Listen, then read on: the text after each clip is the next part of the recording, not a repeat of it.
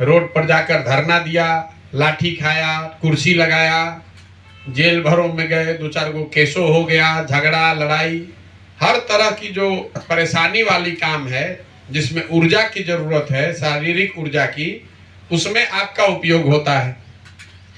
5-7 बरस आप काम कीजिएगा, फिर अपने लिए सोचिएगा भाई हमको भी कुछ मिलना चाहिए।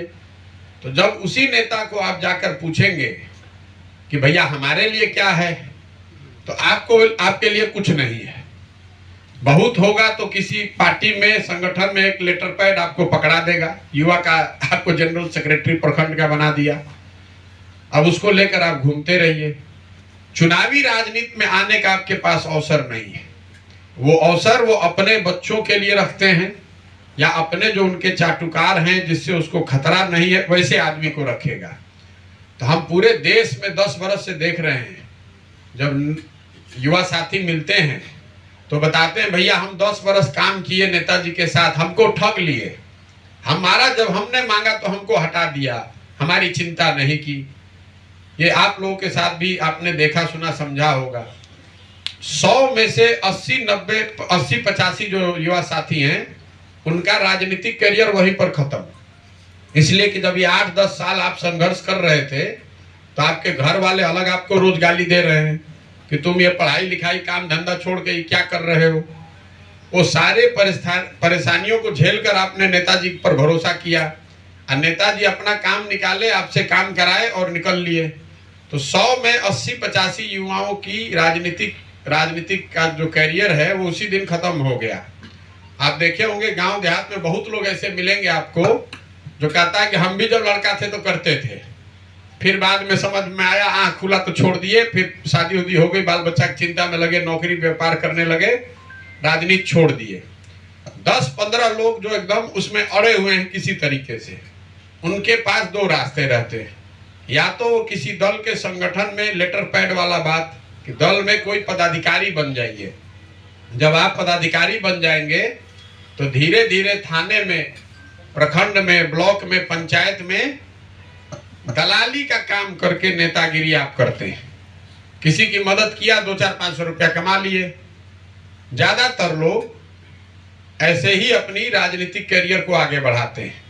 कुछ जो सबसे अच्छे उसमें लड़के हैं जिनकी सही में बहुत ताकत है, समझदारी है, वो 100 में 5 आदमी जो कहीं कहीं चुनावी राजनीति में, पंचायती राज व्यवस्था में लड़कर वार्ड सदस्य हो गया, मुखिया हो गया, सरपंच हो गया, बीडीसी हो गया, तो उसका जीवन थोड़ा स्टेबल हो गया। अगर आपको लग रहा है कि हम संख्या ज्यादा कम बता रहे हैं तो आप इसको मोटे तौर पर ऐसे समझ लीजिए, 10 लाख युवा अगर अपनी राजनीति की शुरुआत, राजनीति में कदम रखता है तो उसमें 5000 आदमी भी चुन कर नहीं आने वाला है, इतना ड्रॉप आउट है। तो हम जो ये व्यवस्था बना रहे हैं इसमें आपको किसी व्यक्ति का झंडा लेकर चलना नहीं है, किसी के पक्ष में नारेबाजी करनी नहीं है, और न आपको अपना काम अपनी जगह छोड़नी है, ना धरने पर बैठना है, ना जेल में जाना है, ना किसी पर ईटा पत्थर चलाना है। आपको नेता अगर बनना है तो आपके पास क्लब के माध्यम से ये सुविधा है कि आप अपने गांव, अपने पंचायत में अपनी छवि को बेहतर बनाइए, अपनी पहचान बनाइए, और वो करने के लिए किसी नेता और दल के बजाय समाज के लिए कुछ अच्छा कीजिए। क्योंकि नेता आपको ये बात को गांठ बांधकर हमारी तरफ से सीख के तौर पर रख लीजिए, नेता आपको समाज बनाता है, कोई दल आपको नेता नहीं बना सकता है। प्रशांत किशोर आपको नेता नहीं बना सकते हैं। आप पंचायत में सक्रिय युवा हैं, 10-20 लड़कों ने आपको अपना अगुआ माना है तो प्रशांत किशोर आपको बुलाकर मिल रहे हैं। अगर 200 लड़का वहां पर आपको नेता अगुआ मान लेगा तो कोई दूसरा आदमी बुलाकर मिलेगा। तो ये बात समझिए, कोई भी बड़ा से बड़ा नेता आपको नेता नहीं बना सकता है। जब आप अपनी पहचान, अपने समाज के कुछ अगुआ बन जाते हैं तो दल वाले या दूसरे नेता देखते हैं कौन सक्रिय युवा है, उसको निकालो, और उसको प्लेटफॉर्म दे देता है कि चलो मेरा झंडा लेके ढो। तो इस बात को ध्यान में रखिए कभी किसी का झंडा लेकर चलने की जरूरत नहीं है नेता बनने के लिए। नेता आपको आपका समाज बनाएगा। तो जिस गांव में, जिस पंचायत में भी आप राजनीति करते हैं, वहां पर आपकी पहचान अच्छी होनी चाहिए। लोग अगर जानेंगे कि आप सक्रिय आदमी हैं, लोग अगर जानेंगे कि आप दूसरों की मदद करते हैं, या आप में वो क्षमता है कि आप किसी की आवाज बन सकते हैं, किसी की मदद या किसी की आवाज बन सकते हैं, तो अपने आप धीरे धीरे वहां से खड़े हो जाइएगा। तो ये जो पूरी क्लब की परिकल्पना है वो इसी सोच के इर्द गिर्द बनी है कि आप अपने युवाओं को उनके गांव, उनके पंचायत में नेता बनने की प्रक्रिया में लोकतांत्रिक तरीके से कैसे बढ़ाया जाए। तो आप में से 40 लोग, 40 क्लब यहाँ खुले हुए हैं आपके 15 पंचायत में। हर पंचायत में 8 से 10 क्लब ऐसे खुलेंगे आने वाले 2-3 महीनों में। तो अकेले सिवान में 2500 से ज्यादा क्लब होंगे। और ये उन हर जो लड़का इसको चला रहा है उसके पास अवसर है इसमें आगे बढ़ने का। कैसे, वो मैं आपको बता रहा हूं। जो लोग क्लब खोल रहे हैं, आपसे पहली बात क्या कही जा रही है कि 20-25 लोगों का समूह और उसमें चुनाव करके 5 पदाधिकारियों का चयन, यही तो बताया गया है। ये क्यों बताया गया है? अब हमको कैसे पता चलेगा कि आपके पंचायत में कौन, आपकी पहचान क्या है, आपकी क्षमता क्या है? लेकिन 25 युवाओं के बीच में अगर आपको उन्होंने अध्यक्ष चुना है तो कम से कम इतना तो हमको पता है कि 20-25 लड़कों को आपका नेतृत्व आप कर रहे हैं। तो पहला स्टेप, पहली सीढ़ी ये है। दूसरा, आपको कहा गया होगा कि 100, 150, 200 लोगों को व्हाट्सएप पर जोड़िए। व्हाट्सएप पर क्यों जोड़ा जा रहा है इसको समझिए। हमको व्हाट्सएप पर जोड़कर मैसेज नहीं ब्रॉडकास्ट कराना है। व्हाट्सएप पर जोड़ने का एक बहुत पीछे साइंटिफिक रीजन है। अगर आप पंचायत में रहते हैं, अपने गांव में रहते हैं, तभी वहां के लोगों का नाम नंबर जोड़ पाइएगा। और बिना लोगों के संपर्क किए हुए अगर नाम जोड़ दिए तो तुरंत ग्रुप से भागेगा।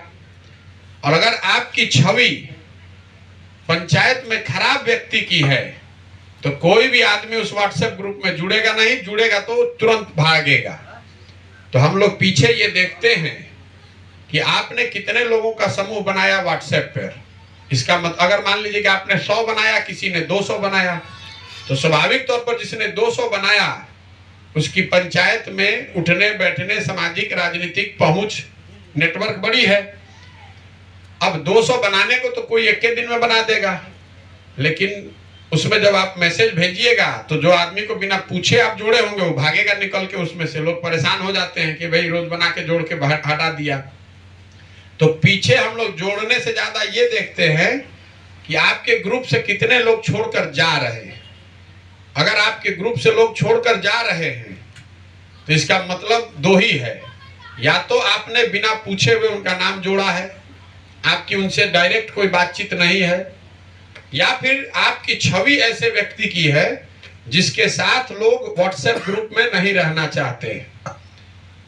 तो ये पीछे साइंस है। ये मत समझिए कि हम 100 को व्हाट्सएप ग्रुप ऐसे ही बनवा रहे हैं। और तीसरा, आपको कैरम बोर्ड भेजा गया है, एक संविधान की प्रस्तावना भेजी गई है और एक प्रक्रिया बनाई गई है कि आप खड़े होइए, प्रस्तावना को पढ़िए, क्लब की शुरुआत कीजिए। इसके पीछे क्या सोच है?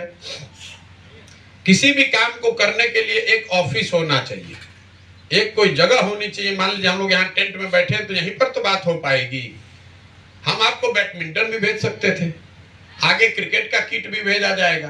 तो कैरम बोर्ड क्यों भेजा है? कैरम बोर्ड इसलिए भेजा है कि इसको हवा में तो आप टांग नहीं सकते हैं।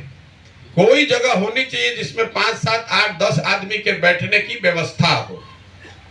संविधान की प्रस्तावना इसलिए पढ़वाते हैं, अलग अलग धर्म, अलग अलग विचारधारा के लोग इसमें जुड़े हुए हैं। तो जैसे ऑफिस हम लोग खोलते हैं तो दिया बत्ती अगरबत्ती जलाते हैं, तो ये ऑफिस खोलने की प्रक्रिया है, आपका क्लब खोलने की प्रक्रिया है, जिसमें ये हम लोग को पीछे से बैठ के पता चल रहा है कि 20-25 लड़कों का आप नेतृत्व करते हैं और 5 लोगों का चुनाव। तो आपको सीख मिलनी चाहिए कि कैसे चुनाव होता है। कोई अध्यक्ष बना, उसके साथ उपाध्यक्ष बना, कोषाध्यक्ष बना, सोशल मीडिया, जो भी 5 पद पर आप चुन कर आए। इसके साथ आपने अपने गांव, अपने पंचायत में 100-150 लोगों को जोड़ा। तो या तो उनसे आप मिले होंगे या आपके साथियों के मदद से अपने फोन, दोस्त मित्र जो भी हो आपको जोड़ा होगा।